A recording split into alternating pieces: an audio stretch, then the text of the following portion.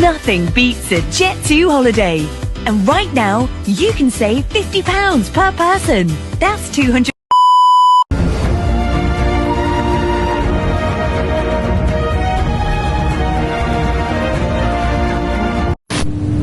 Good day, let me introduce myself first. I'm Ting Tung Wei, and welcome to IPE Voices. In our podcast series, we will explore the big ideas shaping our global political economy. Hello everyone, I'm Liu Cheng Heng, and together with my co-host Ting Tung Wei, we will bring you to a fascinating debate that has been raging over 2 centuries. Today's episode, Clash of Ideas, Adam Smith versus Karl Marx in the 21st century. We're diving into how an 18th century Scottish philosopher and a 19th century German revolutionary continue to influence everything from a gig economy job to global trade policies. Have you wondered about wealth inequality, or wondering why wages haven't kept up with corporate profits? You're witnessing this classic clash firsthand. Alright, so let's get started.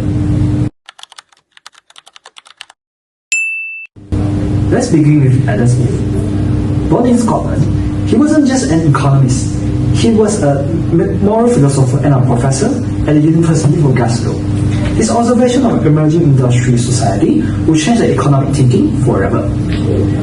In 1776, the same year America declared independence, Smith published an inquiry into the nature and the cause of wealth of nations. This wasn't just a book, it was the foundation of modern capitalism. Smith asked a fundamental question: how do nations become wealthy? What is his answer? Through the free markets, individual self-interest and specialization. Let's break down his key ideas, starting with the famous invisible hand. Alright, imagine you're a shoemaker. You don't make shoes because you want to serve society. You make shoes to earn money, to feed your family, to improve your life. But here's the magic. In pursuing your own interests, you provide shoes that people need. The baker baking bread, the butcher selling meat, they are all doing the same thing. Smith argued that when individuals pursue their self-interest in a competitive market, they unintentionally promote the good of the society. As if an invisible hand guides their action towards collective benefits, he wrote that individuals are led by invisible hand to promote an end which has no part of his intention. Then there is the division of labor. Smith's famous example was the pin factory. One worker doing everything might make 20 pins a day. But divide the process into 18 separate tasks with specialized workers, they could produce 48,000 pins a day. Specialization creates efficiency and wealth. Smith's free market principles were revolutionary. He believed that markets should operate with minimal government interference, competition keeps their price fair and quality high, monopoly and government restrictions, they distort markets and harm consumers. The government role should be limited, protecting property rights, enforce contract, provide defense and public infrastructure, but otherwise stay out of the economy. But here what often gets forgotten. Smith wasn't naive about business. He warned the merchants who conspired to raise prices against the public interest. He supported progressive taxation and believed workers deserve fair wages. Smith's capitalism had moral boundaries. Who's next? Of course me. Now, fast forward 91 years to Karl Marx, which won in Prussia. Marx lived through the brutal realities of the Industrial Revolution. He saw the factory Smith ideas that helped create, and he also saw exploitation, poverty, and human suffering on a massive scale. Marx was a philosopher, economist, historian, and revolutionary. Working with Friedrich Engels, he published the Communist Manifesto in 1848, which opens with those famous words: "A spectre is haunting Europe in a spectre of communism." In 1867, he published the first volume of Das Kapital, his comprehensive critique of capitalism. What are Marx's central insights? Capitalism is built on class struggle. Throughout history, society has been divided between oppressors and the oppressed. Under capitalism, this takes the form of the people who make for production versus the people who own nothing but their labor. Let's talk about Marx's labor theory of value. Marx argued that all value comes from labor. When a worker makes a product, the product contains their labor time. But the capitalist doesn't pay the worker the full value of what they produce. They pay a wage that's just enough for the worker to survive and keep working. The differences between the value and the worker creates and the wage they receive, that's surplus value. And it becomes the capitalist's profit. Marx calls this exploitation. The capitalists extract value from the workers' labor. It's not a fair exchange, but it's a system theft. Marx believes this creates inherent contradictions in capitalism. Capitalists compete with each other, driving down wages and increasing exploitation. Workers are alienated from their labor, from the products they make, even from their own human nature. They become mere cogs in a machine. Karl predicted capitalism will face recurring crises. As capitalists accumulate wealth, workers become poorer. Overproduction leads to crashes, and inequality grows extreme. Eventually, the working class will develop class consciousness, recognize their common exploitation, and rise up in revolution. His solution: abolish private ownership of the means of production. Let the workers collectively own the factories, the land, the resources. Organize society around the principle, from each according to his ability to each according to his needs. Replace capitalism with socialism and ultimately communism. Therefore, classless society where the state itself will wither away. Marx saw capitalism not as natural or eternal, but as a specific historical stage that contained the seeds of its own destruction. We have two radically different versions of economic life. Let's compare them directly. First, on market and efficiency, Smith believed that free markets efficiently allocate resources through the price mechanism. Supply meets demand, competition drives innovation, and everyone benefits from economic growth. Marx saw market as a system of exploitation, where the powerful extract value from the powerless. Market doesn't distribute fairly and concentrate wealth in fewer and fewer hands. Second, on self-interest versus exploitation. Smith argued that self-interest, when channeled through competitive markets, creates prosperity for all. It's not about greed, it's about incentive, driving productivity and innovation. However, Marx believed that self-interest was actually class interest. The capitalist self-interest directly conflicts with the workers' interest. One person's profit is another's exploitation. Third, on social classes, Smith acknowledged different economic groups but believed their interests could align through trade and mutual benefits. A rising tide lifts all boats. Economic growth benefits everyone. Marx fundamentally disagreed. He saw irreconcilable class conflict. The rich people and the poor people have opposite interests. The system enriches one class by impoverishing the other. Fourth, on the role of government, Smith wanted minimal intervention, but it must be enough to maintain property rights, enforce contracts, and provide essential public goods. Let markets work. Marx wanted the working class to seize state power and use it to revolutionize the entire economic system. The state should be a tool for workers, not for capitalists. And finally, the vision of progress. Smith was optimistic. Free market will spread prosperity, lift nations from poverty, and create abundance through innovation and trade. Marx was revolutionary.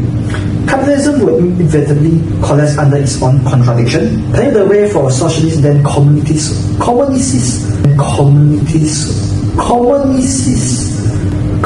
society where exploitation would end.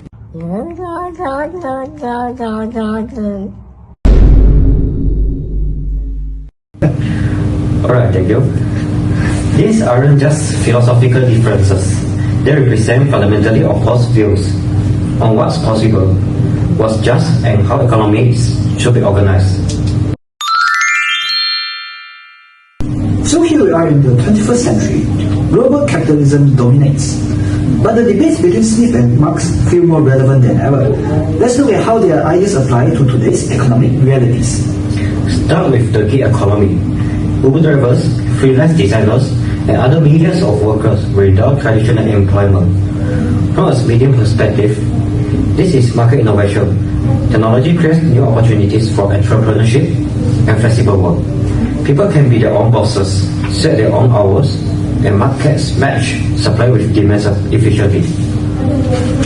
Through a Marxist lens, the gig economy is an exploitation repackaged. Companies classify workers as independent contractors to avoid providing benefits, job security, or fair wages.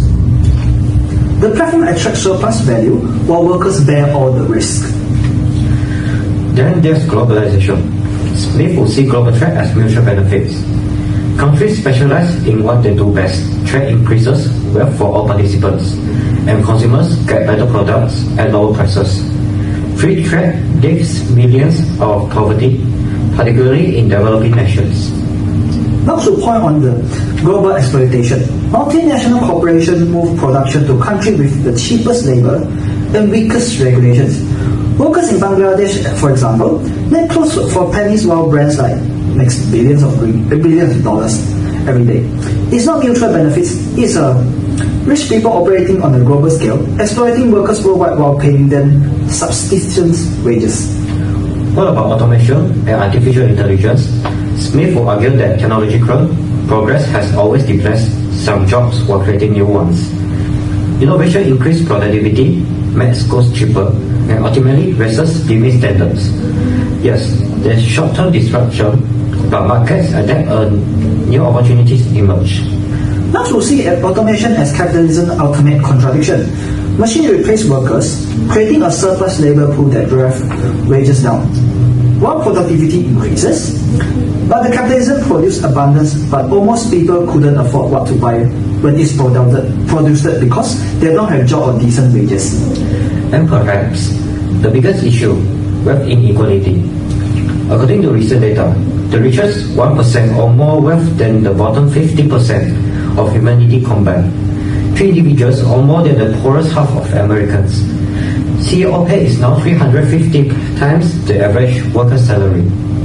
From a Smithian view, inequality isn't inherently problematic if it reflects talents, innovation and risk-taking. And if overall living standards rise, Bill Gates is rich, but Microsoft created value for billions, Smith would care more about absolute improvement than relative inequality. But Marx would say this proves his point exactly. This isn't reward for innovation. It's a structural outcome for capitalism. Workers create value, owners extract it. Wealth concentrates not because of merit, but because of ownership. And extreme equality undermines democracy, creates social instability, and confirms that capitalism benefits the few at the expense of the many. Most modern economy doesn't follow purely Smith or purely Marx. They are mixed systems. We have markets but also regulations, private property but also social safety nets, competition but also labor protection. Even in the United States, often called capitalist, has Medicare, social security, minimum wage laws and antitrust regulations. And that might be the real lesson. Smith asks, how do we create wealth? Marx asks, how do we distribute it justly? Modern policy debates require both questions. We need the efficiency and innovation that markets provide, but also the protections and equity that prevent exploitation. Finally, the conclusion.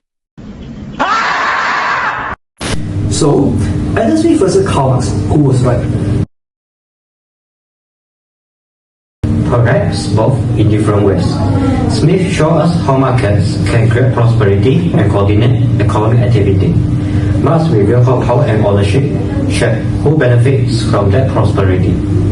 Today's debate about minimum wage, universal healthcare, corporate regulation and climate policy. How much do we need trust markets? How much do we need intervention? And when does self-interest serve society? And when does it exploit the vulnerable? These questions don't have simple answers, but understanding Smith and Marx give us better to think through them. Their ideas help us analyze the gig economy, globalization, automation and inequality with sharper insight. Thank you for joining us on IP Voices. This podcast is brought to you by our entire team. Emran, Shafi, Rachel, Rossalinda, Luqman, Miki and Azwanizal. If you enjoyed this episode, please share it with classmates or anyone curious about how economic ideas shape our world. Subscribe for more episodes exploring international political economy through the lens of history's greatest thinkers. This has been IPE Voices. Thanks for listening.